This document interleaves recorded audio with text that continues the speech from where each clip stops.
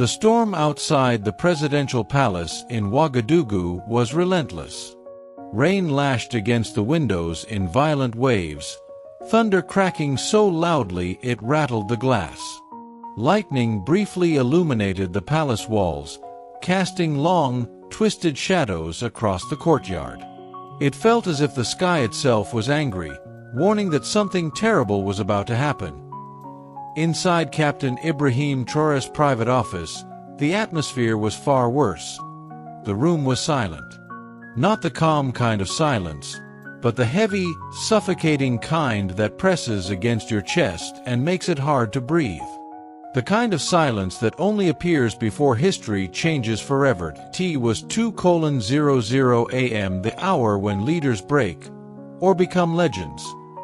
Ibrahim sat behind his thick wooden desk, motionless. His uniform was unbuttoned at the collar, his sleeves rolled up. Dark circles framed his eyes. He hadn't slept in 48 hours.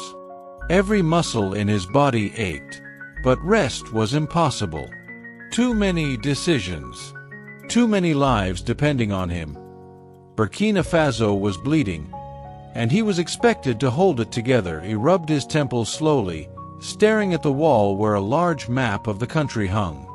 Red pins marked conflict zones, supply routes, areas under threat. Each pin represented people, families, children, soldiers, who trusted him to protect them. Then bzzz. The sound sliced through the silence like a blade. Ibrahim looked down at his desk. His official phone was silent. His personal phone didn't move. The vibration was coming from somewhere else. Slowly, deliberately, he opened the bottom drawer of his desk. Inside lay a black burner phone, scratched, old, and ugly. A phone that should never ring. A phone connected to a line that was meant to be dead forever.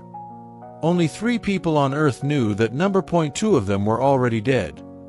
The third was the one man Ibrahim had sworn to hunt down until his last breath.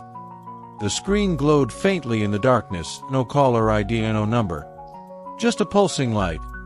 Ibrahim stared at it. If he answered, he could be stepping into a trap designed to end his life. If he didn't, he might already be surrounded by enemies he couldn't see. His instincts screamed danger. His training told him to listen. He picked up the phone. "Speak," he said, his voice low and sharp. For a moment, there was only static. Then a voice emerged, hoarse, strained, and weak, as if the man on the other end was running out of time. "Captain, don't hang up." Ibrahim's eyes narrowed. "If you do," the voice continued, "you'll be dead by sunrise." The room seemed colder. Ibrahim recognized that voice instantly. Colonel Cone Dio.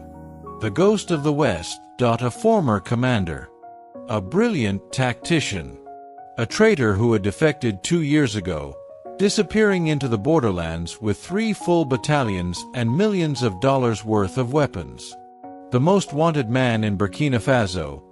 "You have 10 seconds, Ibrahim replied calmly, "before I trace this call and send a drone to your position." Dio let out a dry, painful cough. "You can try," he said. "But the drone won't stop the knife that's already at your throat." Ibrahim didn't respond. "I didn't call to threaten you," Dio whispered. "I called because I'm the only one left who can save you." That was when Ibrahim knew something was wrong. Dio wasn't confident, he wasn't mocking, he sounded afraid. Minutes later, a grease-stained bundle was quietly delivered to the palace through the service gate. It was wrapped in a filthy mechanic's rag, stained with oil and gasoline, and tied with rough twine. Ibrahim dismissed everyone from the room. Alone, he cut the twine. No bomb, no weapon. Instead, there was a thick leather notebook, old and worn, as if it had passed through too many hands. Resting on top of it was a single photograph. Ibrahim picked up the photo. It was grainy, taken from far away. On the left stood a known foreign mercenary. On the right, smiling, shaking his hand, stood a man Ibrahim trusted more than anyone. His heart skipped. His blood turned cold. He opened the notebook. The first page didn't list names, it listed a date. Tomorrow. Noon. Ibrahim checked the clock on the wall. 3:07 a.m. Less than 9 hours, then the lights went out. Every light. Every screen. Every signal. Total darkness. In a city like Ouagadougou, power cuts were normal. But inside the presidential compound, protected by multiple generators and redundant systems, this was impossible unless someone had shut it down from inside. Flashlights flickered on as guards rushed through the corridors. When the beam finally landed on the photograph again, the truth was undeniable. General Sori, Chief of Defense, the man who stood beside Ibrahim during the revolution, the man Ibrahim called brother, the traitor. Ibrahim felt something twist painfully in his chest. Not fear, but heartbreak. "This building isn't a fortress anymore," he said quietly. "It's a cage." Within minutes, the president of Burkina Faso vanished. No motorcade, no guards, no announcements.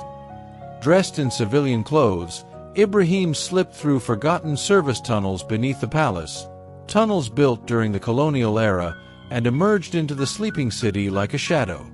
The destination was an abandoned textile factory in District 9, known as the Iron Slums. That was where Colonel Dio was waiting, and that was where the truth grew even darker. The plan wasn't just a coup, it was a massacre. General Sori planned to attack the central market, slaughter civilians, and blame everything on Ibrahim. International forces would intervene. The government would collapse. Power would return to foreign hands. They rushed to stop it. But at the bridge, the final choke point, they walked straight into hell. Military trucks rolled in, wearing Ibrahim's insignia. Then a man stepped out of the lead vehicle. Ibrahim froze. Captain Thomas, the soldier whose funeral he had attended 3 years earlier. The man he believed had died under his command, alive, scarred, turned into a weapon. 1 moment of hesitation. 1 wrong second. And the explosion tore through the bridge, throwing fire, steel, and bodies into the night. When Ibrahim woke up, he wasn't dead, he was tied to a chair in a freezing basement. Across from him sat Minister Kofi, the quiet civilian in tailored suits. The man no one ever suspected. "This was never about loyalty," Kofi said calmly. "It was about money. Sign the confession. Live in exile. Refuse, and die as a traitor." Ibrahim lowered his head. "Give me the pen." Kofi smiled. That smile would be his last mistake. What followed wasn't politics, it was survival. Gunfire echoed. Blood spilled. Truth clawed its way into the light. Colonel Dio, once the villain, paid with his life to save the nation. By sunrise, the coup was dead. The conspiracy exposed. And Ibrahim Traoré learned the most dangerous truth of power. The enemy isn't always outside the walls. Sometimes, he's sitting at your table, smiling.